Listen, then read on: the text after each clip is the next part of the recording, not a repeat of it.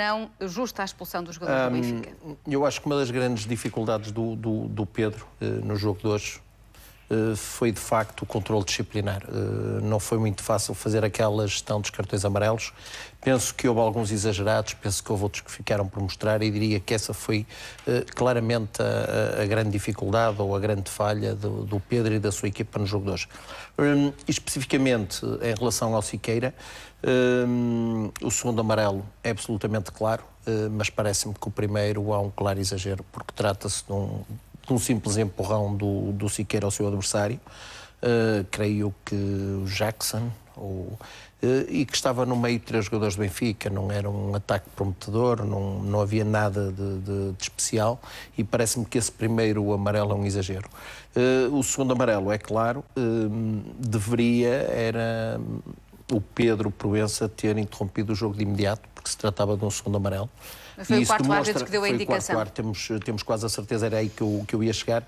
Terá sido o Duarte Gomes, porque o Pedro deu seguimento ao jogo e depois o lance que me ocorre muito próximo do Duarte Gomes é de facto o Duarte Gomes que deixa toda a sensação de ter dado a indicação para a exibição desse segundo amarelo, ou desse amarelo correto, mas que acabou por ser o segundo no jogo.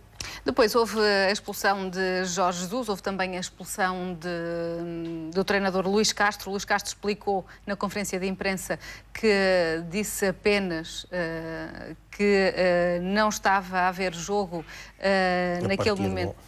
A partir daquele momento, o que é que nós podemos perceber destas duas expulsões? Podemos perceber que naquela altura toda a gente já está com as rotações muito elevadas. Incluindo o árbitro? Incluindo o árbitro. Os árbitros são feitos da mesma matéria de todos nós. É possível que naquela altura também o Pedro Proença e a sua equipa têm consciência que o jogo tem que andar.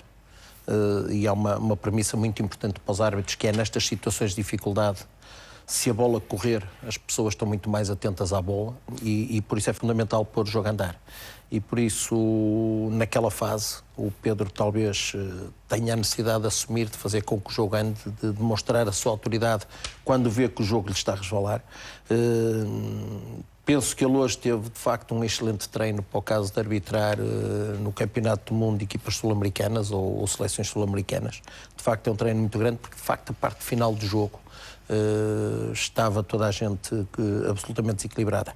Agora, isto não dá razão, na minha perspectiva, por aquilo que vimos, porque nos dois momentos em que vimos serem expulso o treinador, não tenho razão para duvidar do que diz o treinador do Porto. Uma coisa é certa, é que nós temos, pelas imagens da televisão, é que está a falar de forma absolutamente tranquila com o Pedro Proença.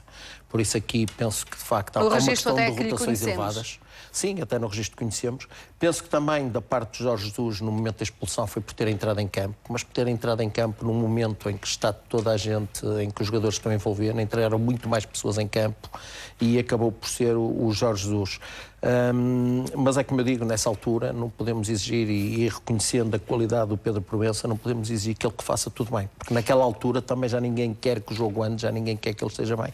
E essa foi uma das suas grandes dificuldades. E foi depois o que se viu também no lance com o Ricardo Quaresma e Maxi. Sim, esse lance, de facto, essa expulsão de Ricardo Quaresma, isso já vem na sequência de todo o acumulado que está para trás, do encosto de cabeças, das discussões permanentes, e chega a um ponto que, de facto, naquele momento, de facto, eu acho que o Quaresma talvez até tenha sofrido a primeira falta. Há ali duas situações semelhantes.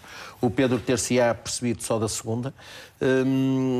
Mas na altura em que é expulso, o Quaresma também está tranquilamente a falar com o Pedro Proença, a dizer que aquela situação já se verificava pela segunda vez. Mas o que é verdade é que estamos a falar num copo que já está cheio e provavelmente... Eu não estou a dizer com isto que o Pedro tem razão. Estou a dizer é que há razões para que tenhamos chegado a tudo isto. E também é importante dizer que este jogo, e sobretudo a parte final deste jogo, não eram fáceis de ser conduzidos por qualquer área. E ainda temos a grande penalidade. É ou não grande penalidade, Paulo Parati? Muito sinceramente, eu aceito a decisão, mas parece-me incorreta. Acho que há uma ingenuidade muito grande do Reis. O futebol é, de facto, um desporto de contacto. Há ali um contacto na procura da bola. E de ambos os jogadores. Por isso é sempre discutível. Há, de facto, um braço do Reis a tocar no Sálvio. Não me chega a perceber se é a perna do Reis que toca no Sálvio, se é o Sálvio na procura da bola que toca no Reis. Parece-me que, de facto, na abordagem ao lance, o Reis é um pouco ingênuo e há um aproveitamento do Sálvio. Eu acho que seria preferível não marcar essa grande penalidade, mas no jogo corrido e na sequência de todo o lance, e não dispondo da televisão como nós, não é muito fácil à equipa de arbitragem tomar essa decisão. Mas o futebol é um jogo de contacto, houve outros lances semelhantes de contacto que o Pedro deixou seguir e parece-me que esse lance teve claramente... ou não influência, Pedro Proença, no resultado? É sempre discutível, nós não sabemos, a partir de uma falha do árbitro, o que é que se desenrolaria no momento seguinte. Eu já disse aqui que acho que o Siqueira é mal expulso, não sabemos o que é que seria o jogo. Durante todo o jogo com 11 jogadores, por isso logo aí pode ter havido uma influência. E depois a grande penalidade pode trazer uma nova influência no jogo, por isso as decisões dos árbitros, ainda que sejam muitas vezes as decisões erradas dos árbitros, pode até ser um lançamento lateral. Se 10 segundos depois der golo, essa decisão errada acaba por ter influência no jogo. Paulo, por isso é sempre muito, muito difícil Paulo, chegarmos para fecharmos e numa resposta curta, que nota para Pedro Proença? O jogo, apesar das dificuldades para aquilo que é esperado do Pedro Proença, eu diria que é insuficiente.